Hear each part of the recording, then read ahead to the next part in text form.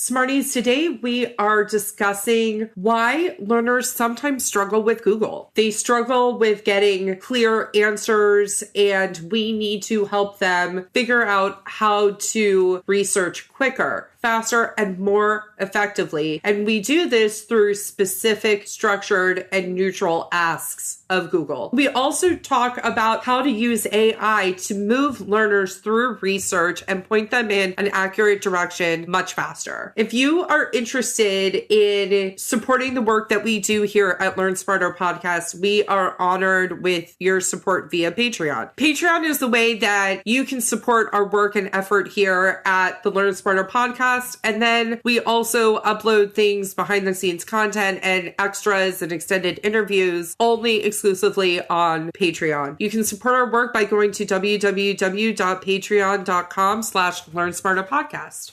Let's dig in. You want to learn faster, but sometimes working harder is just not the answer. You have to learn smarter. The Educational Therapy Podcast. Hi, Smarties. Welcome to episode 353 of Learn Smarter, the Educational Therapy Podcast. I'm Stephanie Pitts. And I'm Rachel Kapp. And today we're talking about what the kids call searching it up. Are they calling it that, Steph? Yeah. Never heard anybody say that, but doesn't mean that they don't. That's what they say. Okay. But we say, did you Google it? Did you Google it? They say, did you search it up? Okay.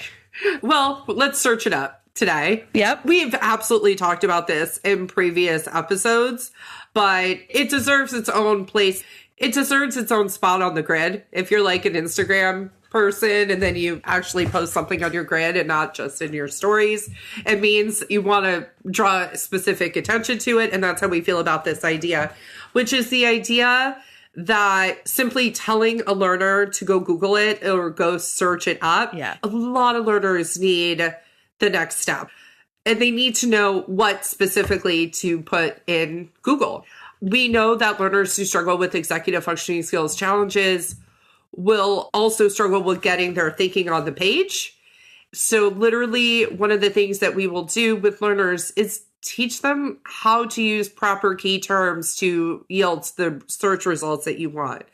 This is something that we talked about for a while, but I just had this happen with a high school senior. Mm-hmm. And it's an interesting project because she has to do this long-term project on a political issue. And she selected animal cloning. Okay. I was not working with her when she selected that topic because I think that topic is problematic, mainly because it's not something in the zeitgeist right now. It's not going to be front page news. And it's actually a little bit of a dated topic. I remember when we were up and coming.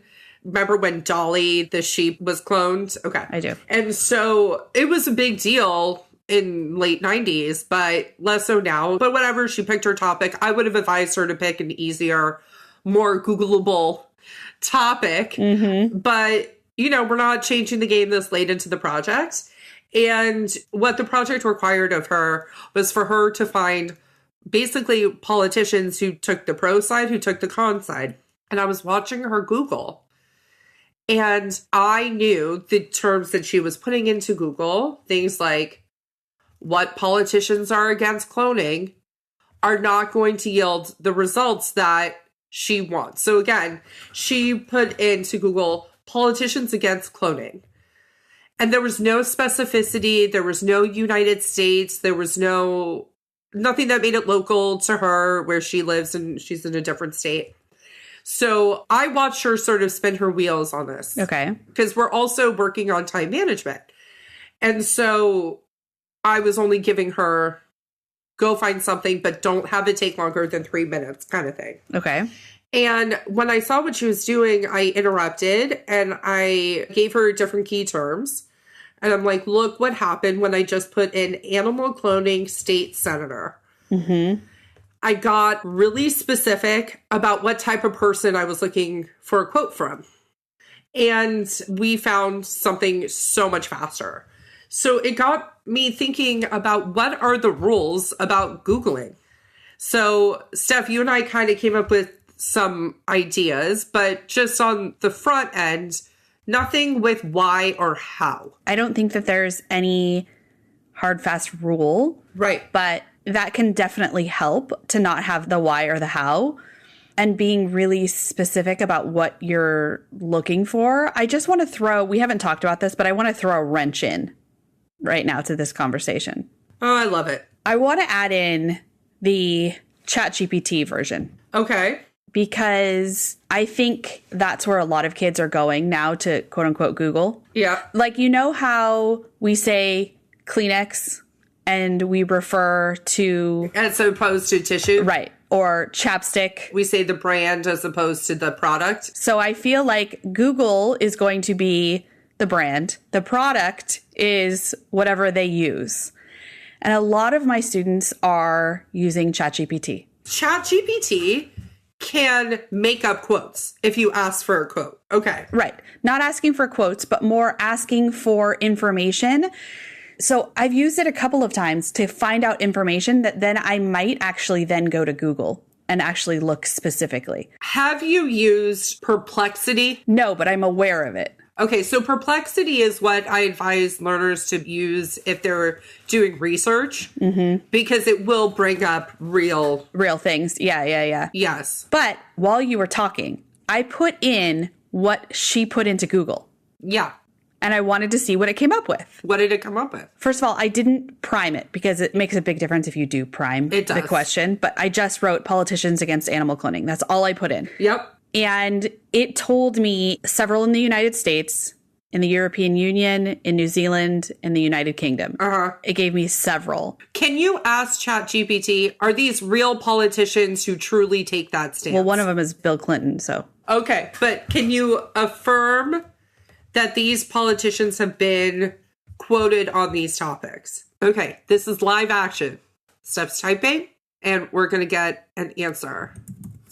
Because maybe part of the solution is going to ChatGPT first and then going over to Google to finding what you actually need. It points you in a more specific direction. So it's giving me Bill Clinton and Diane Yates, who's in New Zealand. Okay. So Bill Clinton publicly addressed the topic.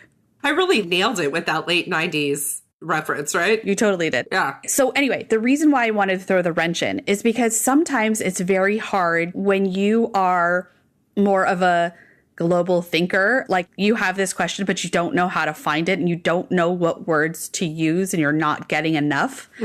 That this is a way to potentially then give it direction of, now you put into Google, what did Bill Clinton say? Not literally using those words, but yes. Right. So you're going to ChatGPT to get more specific information that gives you the next step for Google. Right. So that you aren't looking through pages and pages of stuff that has nothing to do with the right thing. If you need it. There are kids that definitely don't know how to summarize. That's what we're working on with them. Finding main ideas, things like that.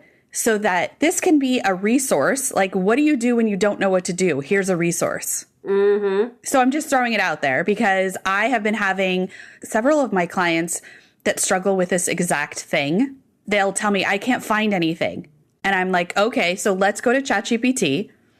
Let's find out some information and then we can take it back to Google. I've done this several times and it has worked. Yes, it's not the fastest because there's an extra step. However, I feel like this extra step helps them rather than them spinning their wheels. Spin their wheels. Yep. I love that idea. If they're not able to get there yet Exactly. on their own, using Perplexity or ChatGPT with the understanding that it's not a perfect tool, that it can give you false information, it's just trying to get you an answer. And so sometimes it will create an answer. Yeah. So if you use it as the tool it's intended to be used as, which is understanding that it's not a perfect tool, it can make up answers, you can then go back and have that first step, making it a smoother transition into the information that they're actually looking for. Because what Google needs is structure and simplicity and specificity. It really does. The more specific and fewer things that you put in, the more that it will find exactly what you want. However, most of the kids, the thing about ChatGPT as well, when you do prime it, it does really well. Yeah. And so kids that really like to talk and explain things can do that without even typing it because they can use the tool, speech to text to prime ChatGPT to then find some answers to then go. So while our ultimate goal is to be able to just one-stop shop and go straight to Google, if they're not there yet, this is my workaround. I love it. What do you do when you don't know what to do? That's really the question. Always. With that, we just wanted to remind you, let's help get our learners to the next step. Let's help get them through the things that they're struggling with to the next step. Exactly. All right, Smarties. Have a great week. Have a great week.